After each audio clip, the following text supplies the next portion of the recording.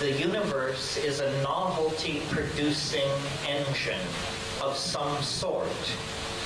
And the further you move from the birth of the universe, the more novel the universe becomes until you arrive here tonight.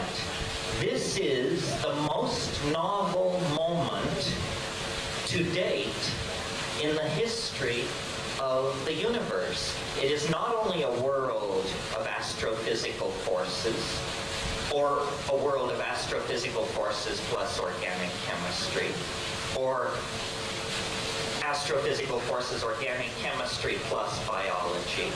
But this is a world that has all the levels of novelty that have accumulated throughout the career of the evolving universe. Each level built on the level which preceded it. And one thing I want to point out about this is that this is the first, if you agree with this, then the first payoff is that suddenly human importance is taken back from the scientific view that we are the chancely evolved witnesses of a meaningless process in an ordinary corner of a universe too vast to conceive or imagine. That incredibly disempowering picture of who we are in the cosmos is misled. The actual facts of the matter are that in our bodies, in our brains, in the culture that we have assembled, all the novelty that preceded us has been exploited and is expressed and is honored.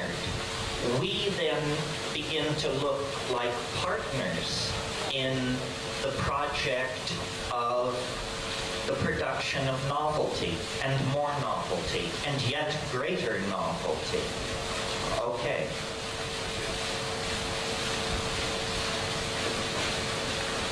That's the first fact which science overlooked, the conservation of novelty.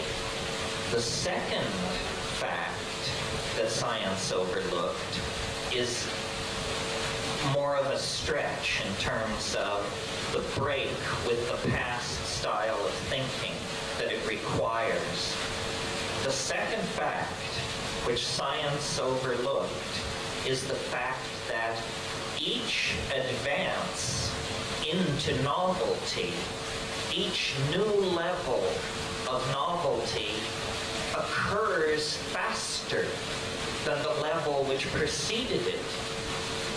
This is incredibly important because what it means is that the culmination of the novelty-producing process could be far closer to us in time than we might ordinarily suppose using scientific assumptions about reality.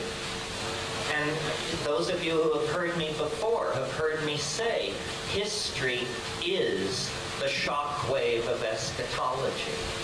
What that means is that the presence of ourselves on this planet, using culture, using language, transferring information electronically around the world, our presence on the planet means that the universal process of novelty production has entered one of its very short cycles.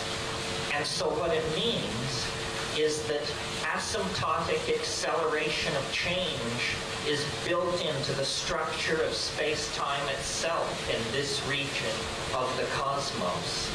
History is ending.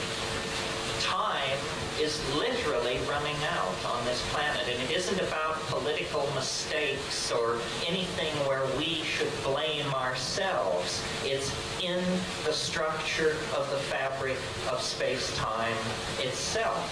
And the proof of this is ourselves, because the emergence of conscious human beings out of advanced primates occurred with such explosive suddenness that it, like history, argues that we are in the presence of a process that is quickly beginning to accelerate and cross boundary level after boundary level as it bursts through to greater and greater degrees of freedom.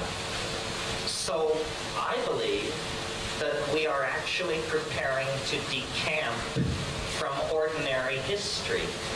I don't know exactly what that means, but the continuation of history for decades, centuries, millennia is inconceivable. That is the hallucination of the establishment.